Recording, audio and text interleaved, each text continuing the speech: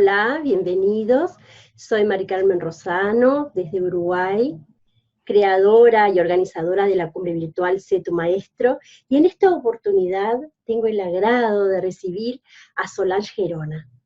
Solange Gerona es uruguaya, ella es doctora en medicina, con una gran trayectoria en la salud de nuestro país, jefa del Departamento de Hepatología del Hospital Militar y directora del Programa Nacional de Trasplante Hepático.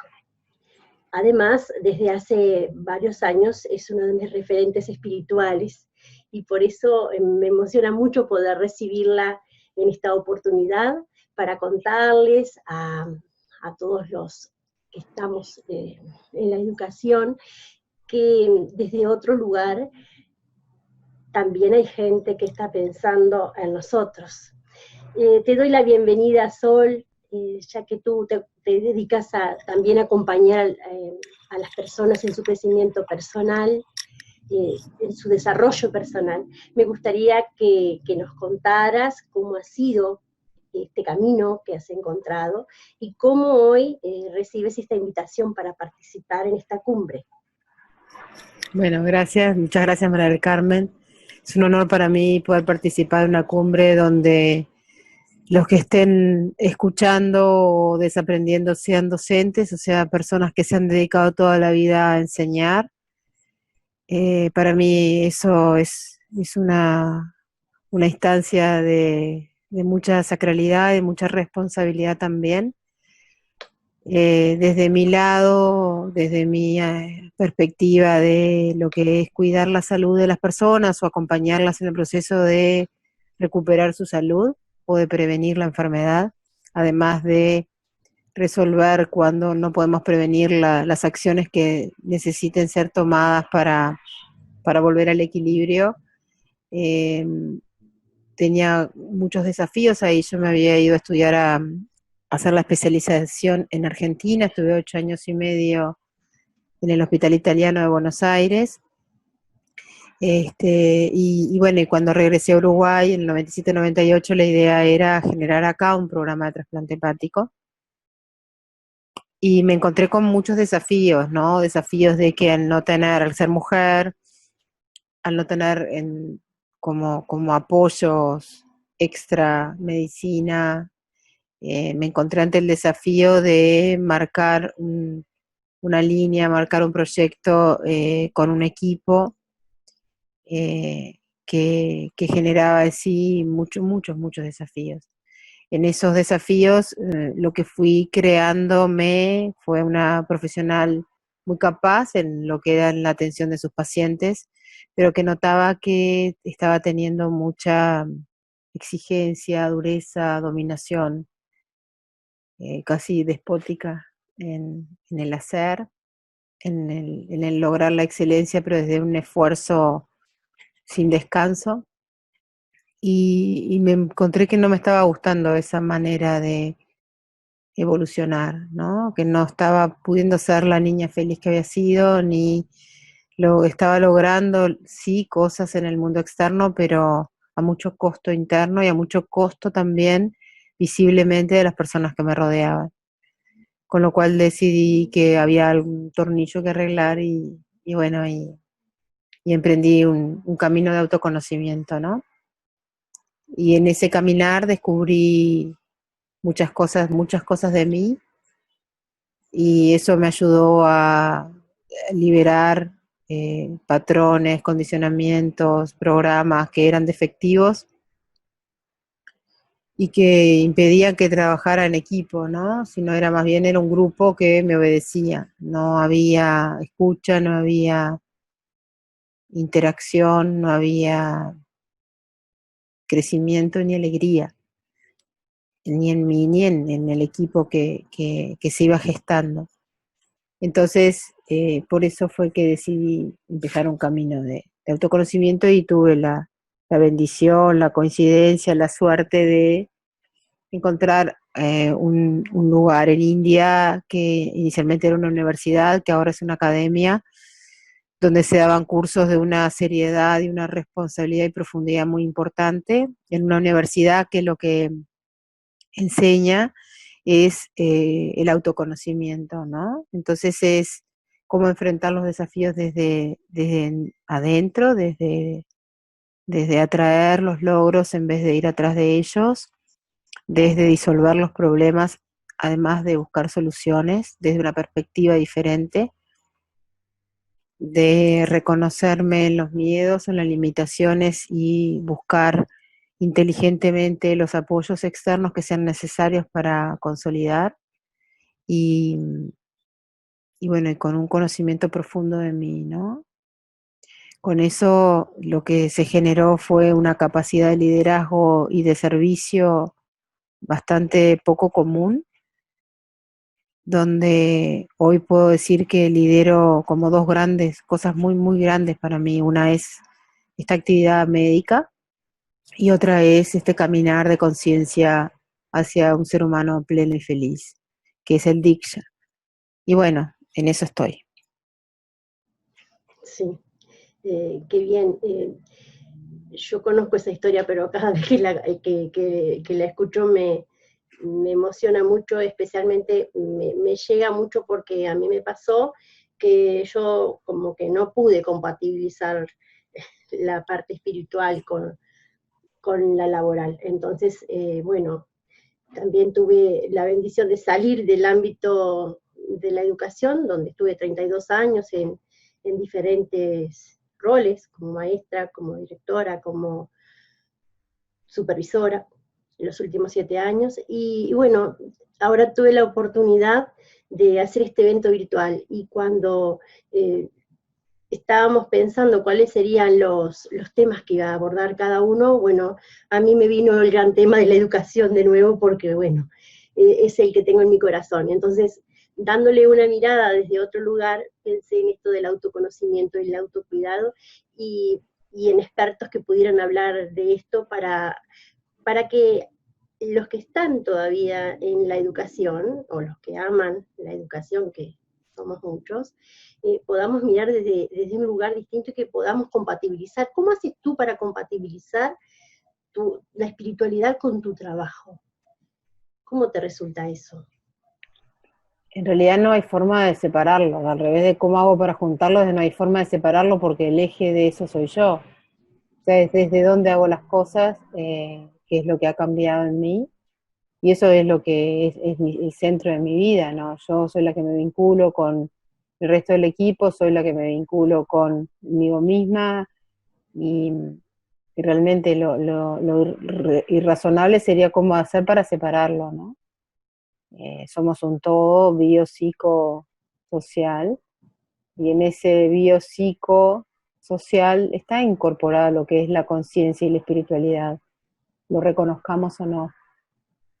Entonces, así como un paciente no puede separar lo que es de pronto un desafío en una relación, una separación, y con eso puede desarrollar una enfermedad, lo mismo es el enlazar médico, estar en unidad, en mí, es presente, eh, es parte de mí. Sería como, no sé, es incompatible pensar que una persona pueda dividirse tipo, como si fuera esquizofrénica, en dos personalidades diferentes, ¿no? En realidad, si estoy haciendo este caminar de estar conectada con el presente, eso lo voy a querer hacer con mi esposo, como mi madre, como mi sobrina, como con mis pacientes o con mis colegas. No hay forma de separarlo, porque es parte de mi vida. Lo que no intento hacer es, entre comillas, evangelizar. Yo voy haciendo lo que voy haciendo, y lo que va inspirando e impactando el cambio y generando el cambio es mi cambio, ¿no? Mi transformación, mi diferencia. Eso. Bien, bien, creo que todos lo vivimos de diferente forma y es parte del ser humano, ¿no? Y tomando en cuenta esas dos realidades, ¿hay alguna experiencia que nos quieras contar, algo que te haya llegado a movilizar como profesional de la medicina? En realidad todo me moviliza, ¿no? Es como antes las cosas tenían que ser de la única manera posible, era la manera que a mí me parecía que tenían que ser, y forzaba situaciones o circunstancias como para que las cosas se amoldaran a lo que a mí me parecía que estaba bien. Lo que ha cambiado hoy es esa aceptación de que yo debo observar las cosas que están sucediendo. Y eso va a ir trayendo realidades que fluyen diferentes y yo no me estoy resistiendo a lo que está sucediendo. Eso facilita el dejar ir con dignidad a un paciente que ya no quiera vivir más. Eso facilita el poder escuchar cuando alguien quiere algo y desde dónde lo está queriendo, ya no la palabra, sino su acción. Y eso me ha facilitado poder, con suma tranquilidad y generando calma en el otro, por ejemplo, decirle que no, que es posible que se muera de lo que está viviendo y que el morirse requiere estar vivo primero, y cómo poder vivir una enfermedad en familia requiere poder decirse la verdad y estar presente, sino cada uno llorando en su cuarto.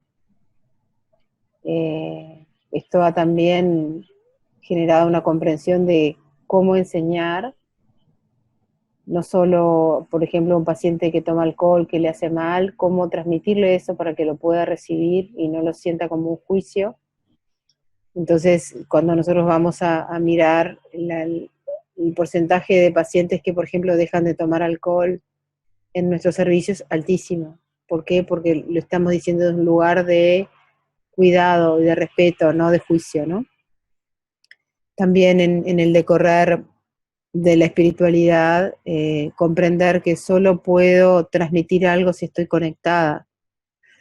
Y eso fue muy enriquecedor. Este junio yo estuve en India de vuelta y ahí están haciendo en este momento la academia un desarrollo de cursos para docentes y para estudiantes y para padres. Ellos entienden que hay un triángulo, que la única manera de que haya un cambio, una transformación en la juventud y en la educación es que se impacte y tome conciencia a los tres integrantes de ese triángulo. Y tuve la gracia bueno, estar en una clase a docentes y también estar en una clase a alumnos, ¿no? A niños, a adolescentes.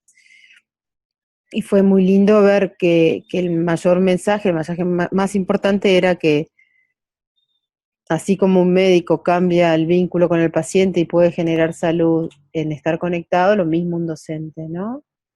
Porque no es lo que vayas a enseñar, sino lo que la otra persona es capaz de aprender. No solo aprender, sino aprender, ¿no? Recibir en sí. Y si yo estoy en conflicto en mí como docente o como médico o como líder de una situación en mi casa, si yo estoy en conflicto, lo que voy a generar es más conflicto. No va a llegar a entrarle a la otra persona la información o lo que quiero comunicar. Entonces es básico también en la educación que nosotros podamos desarrollar maestros conscientes de que deben estar conectados, así como en la salud, de generar médicos que puedan estar conectados con su presente para poder estar conectados con la situación y conectados con el educando o con el paciente. Es lo mismo, no es diferente. Un paciente cuando llega a la consulta es un niño que necesita ser ayudado. Ujú. En relación a la espiritualidad de la India, que se desarrolla en la India y la que desarrollamos acá, ¿qué semejanzas o qué complementariedad puede existir?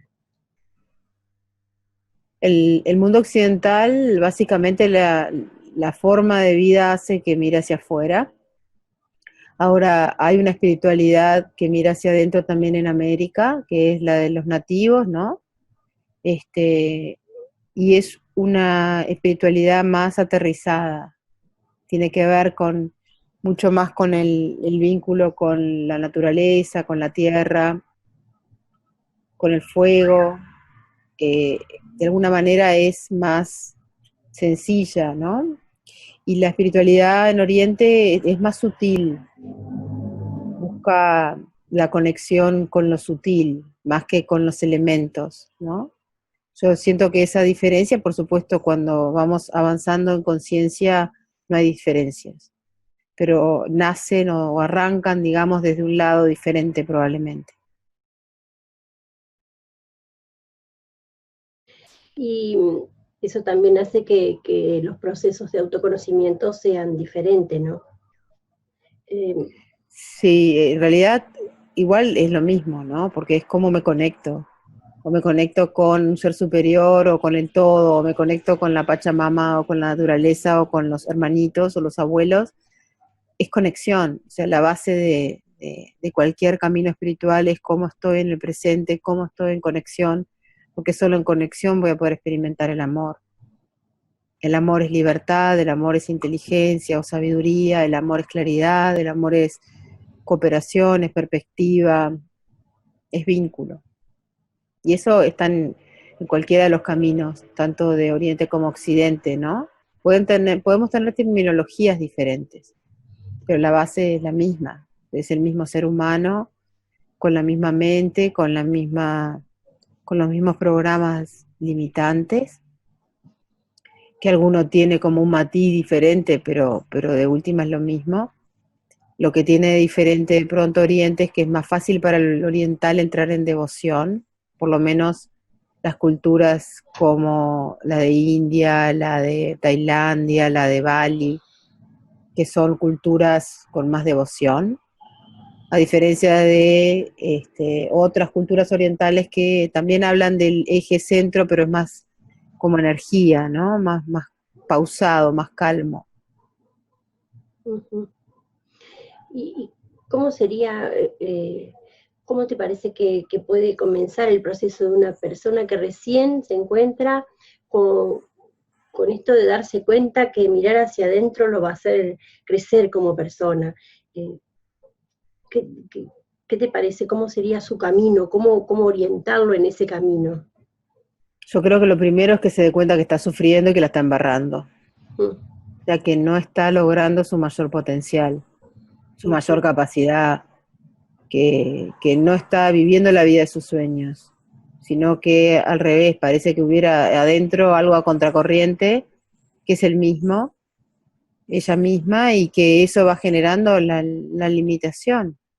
Entonces, primero me tengo que dar cuenta de eso, de que quiero, que estoy abierto a un cambio, ¿no? A un cambio de paradigmas, a una posibilidad de desaprender, una posibilidad de evolución.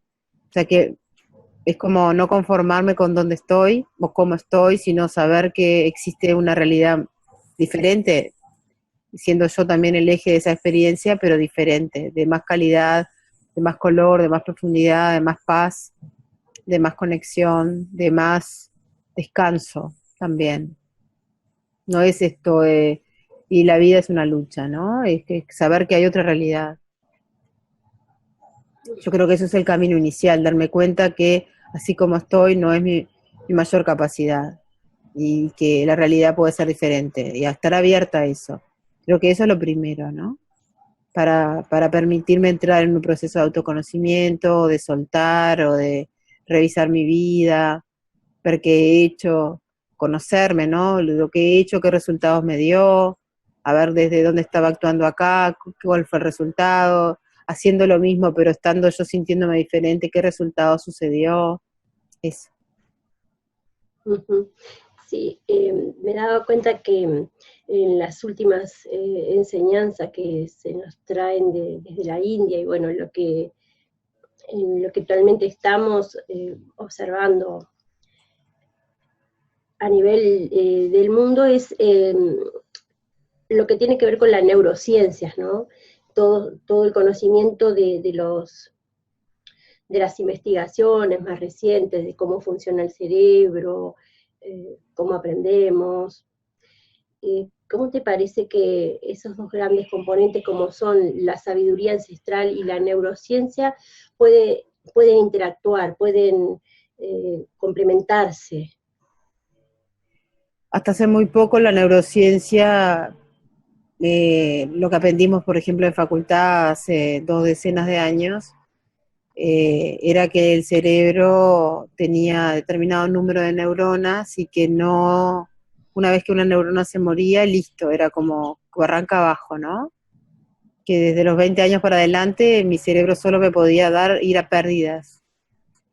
Lo que se fue descubriendo de manera maravillosa es la capacidad del cerebro también a adaptarse, a evolucionar, a crecer, y que más allá que no tenga más neuronas puede tener más interconexiones. Eso es lo que uno vivencia en un ser adulto mayor, que puede sentir como tiene una mirada más global, una perspectiva diferente, ¿no? Un aprendizaje en la vida.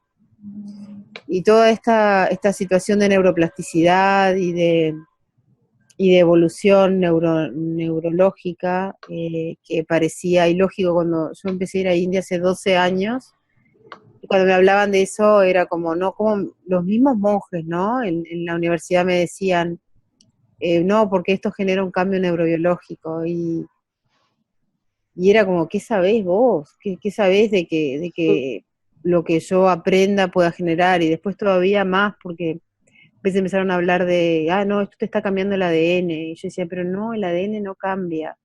Y bueno, realmente hoy la medicina ha evolucionado. La medicina empieza a comprender cosas que antes estaba muy cerrada a aceptar. Ha evolucionado toda la ciencia, ha evolucionado la física en la física cuántica, con lo que hace es que se genera una comprensión diferente de la realidad que teníamos antes. Entonces hoy comprender aspectos de la neurociencia facilitan el que mi mente se abra a esta sabiduría ancestral, que en realidad ya sabía eso sin tener una explicación biológica, ¿no? Hay como dos conceptos súper diferentes, que eso todavía la ciencia no está ahí, pero que va a llegar seguramente, ¿no? Es que hasta ahora la conciencia para el occidente es un epifenómeno de la materia. O sea, la materia tiene conciencia. Y en realidad para Oriente es al revés, o sea, la materia es un epifenómeno de la conciencia, o sea, que se genera a partir de la conciencia. Y eso cambia los encares de la medicina, ¿no? Más ancestral, o por ejemplo Ayurveda, con lo que es la medicina nuestra occidental, pero los caminos se van uniendo cuando uno va aprendiendo y reconociendo, ¿no? En una meditación, tal respiración, qué es lo que genera en el cuerpo biológico. Entonces, nuestra mente occidental va permitiendo abrirse. Lo que está haciendo la academia en este momento es eso, está aunando, ¿no?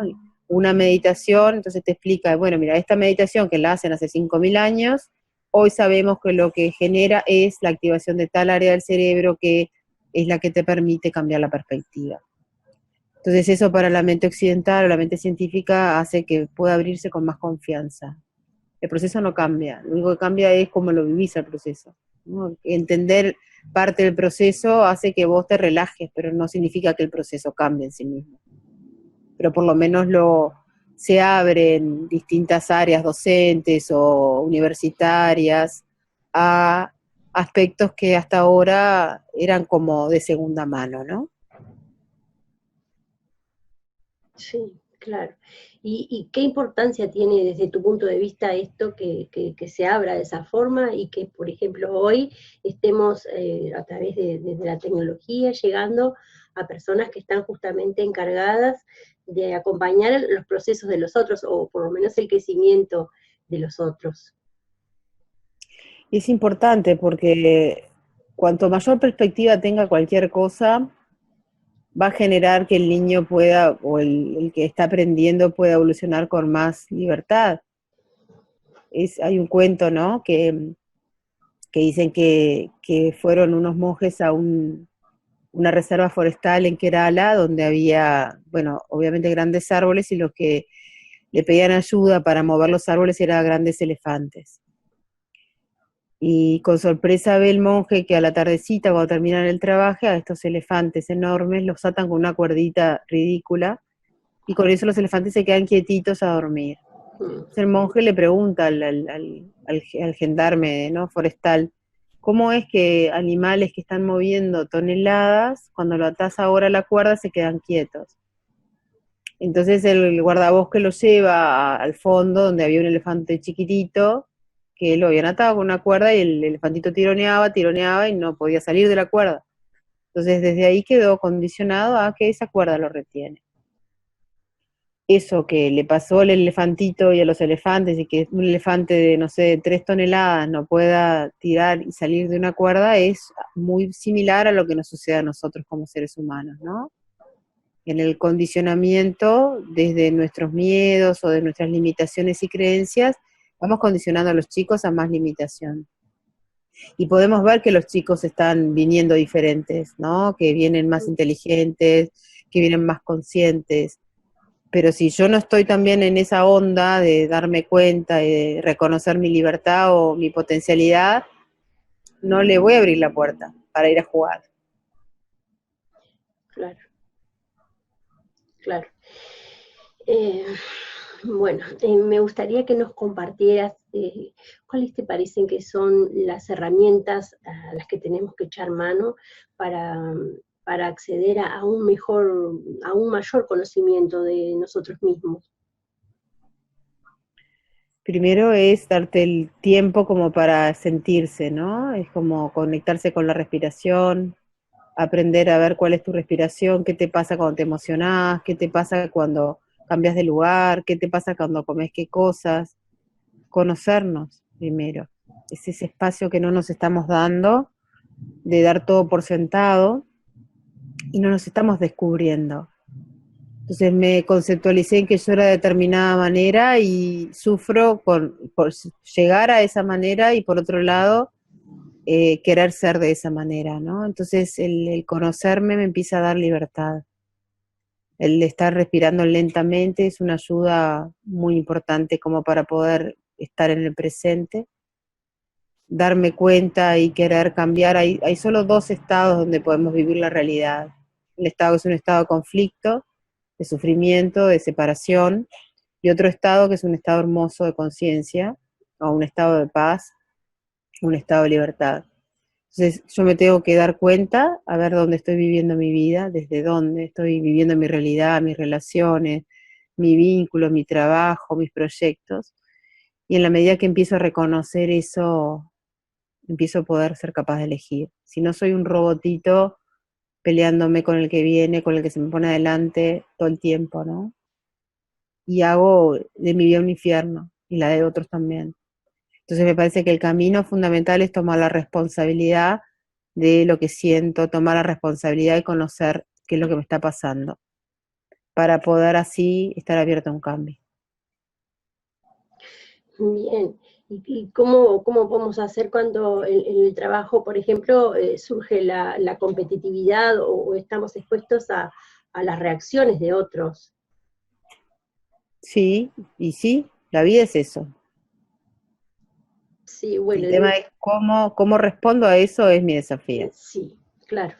Si me conozco, si respiro, si me doy el espacio de la pausa, voy a tener la distancia o la perspectiva adecuada para poder aportar cosas a las situaciones, a las relaciones, si no siempre estoy con qué saco de ahí.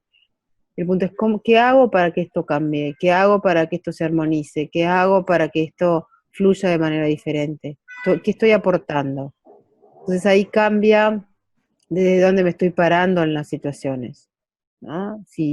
Si voy disminuyendo la calidad de mi hacer, porque bueno, termina siendo un trabajo que es un esfuerzo y que gano un sueldo, lo sagrado, lo misterioso, lo increíble, ¿no? De poder tener un trabajo, poder desarrollar un área o un don, se pierde. Entonces, ¿desde dónde estoy haciendo las cosas?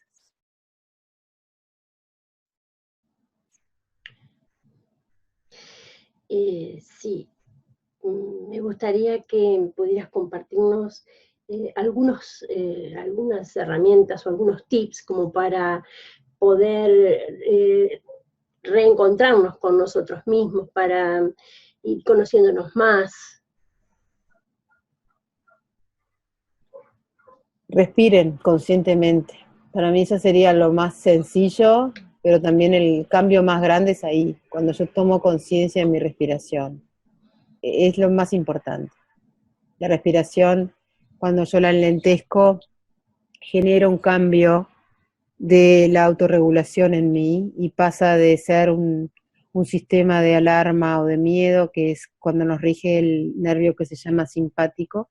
Cuando yo enlentezco la respiración, voy a que predomine en mí la regulación de un nervio que se llama parasimpático, con lo cual mi mente entra a estar más serena, yo empiezo a estar más pausada y con eso puedo estar más en el presente y no estar en el miedo, en la reacción, en eso. Creo que eso sería como lo más inicial, ¿no? Después, bueno, pueden acercarse si quieren a los lugares de Diksha a meditar y hacer procesos más profundos, pero con eso darían un gran paso en su calidad de vida. Bien. Y me gustaría que nos contaras un poco qué se entiende por esto de conciencia despierta, ¿no? Que como forma de ir cambiando nuestro mundo interno, nuestro entorno, nuestra sociedad, y en el caso de los educadores para poder tener una nueva postura en sus trabajos y en sus vidas, y a la vez promover que sus alumnos también lo encuentren. Lo primero y principal es que yo con esta respiración más lenta me haga cargo de lo que siento soy yo. No es el chico que vino revoltoso, que me faltó el respeto, que me enoja, no. Entonces la conciencia despierta es primero que yo me hago cargo y me hago responsable de las cosas que siento. Alguien puede gatillarme algo, alguien puede como hacerme ver una resistencia, un enojo, un juicio, algo que me parezca que esté mal. Pero ¿qué hago yo con eso? Es lo que cambia la situación. Entonces la conciencia despierta es que yo no me identifico con la reacción, sino que paso a observar, a ser testigo de lo que me está pasando adentro. Y con eso doy el espacio de al conocerme y hacerme cargo, no le tiro al otro con la molestia o con el juicio o con lo que me parece que está mal. Y libero al niño de tener que portarse bien, para que se sienta amado y respetado y a su tiempo como lo esté sintiendo. Entonces, la conciencia despierta es una conciencia, es estar presente al presente y a lo que siento. Y lo que siento es simplemente en relación a mi historia y no al estímulo que tenga en ese momento. Como yo interpreto el estímulo, con qué color veo la situación, con qué lentes estoy mirando esa realidad, eso depende de mí.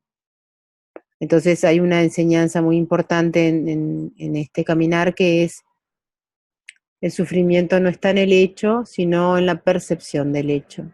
Cómo yo lo veo es lo que me genera a mí el malestar, el conflicto, la incomodidad, la irritación, no el hecho en sí mismo. Por ejemplo, que yo le hable a un chico y el chico mira para el costado, ¿no? Entonces, si yo siento o tengo una historia de rechazo o de falta de respeto, me va a parecer una falta de respeto terrible que el chico mire para el costado. Si yo en ese momento puedo entrar en pausa y en observarme, veo que esa forma de que me enoje que el otro no me mire cuando le hablo, tiene que ver con mi niñez, por ejemplo. Entonces debo respirar y hacer un esfuerzo para estar presente a ese niño en ese momento. Y ahí en esa calma voy a poder ver que de pronto el chico le llamó la atención la compañera de al lado en ese momento. No lo estaba haciendo en contra de mí o para faltarme el respeto a mí, sino porque la atención lo llevó para otro lado. Ahí empiezo a despegar eso, ¿no? De que las cosas son contra mí. Y con eso se va generando ese clima de armonía que es necesaria para que cualquier persona, cualquier ser pueda crecer y evolucionar. Si yo no siento seguridad, si no siento que me respetan, si no siento que hay como tenerme paciencia ahí, el niño no se va a animar a abrirse y a aprender. Eso. Bien, sí, nos pasa con los niños, en cualquier ámbito donde existe esa relación, ¿no?, del educador y el educando, tenemos que ir como cambiando ese paradigma y en base a todas estas enseñanzas, ¿no? Bueno, Sol, muchas gracias por tu participación. Vamos a dejar por aquí la forma de contactar con la universidad, contigo, para seguir el contacto. Así que estoy muy agradecida y no sé si quisieras dejarnos un mensaje final. Primero la gratitud y el estar como conscientes de que es maravilloso la vida y que es maravilloso las oportunidades que tenemos de interactuar con otros. Que si yo empiezo a vivir mi vida desde ahí, todo cambia. Y que es posible, que está sucediendo, que allá está sucediendo. En otros lugares del mundo está sucediendo, así que nosotros también podemos crear esa realidad juntos. Así que bueno, a las órdenes para ese cambio. Gracias. Muchas gracias. Gracias a vos. Gracias.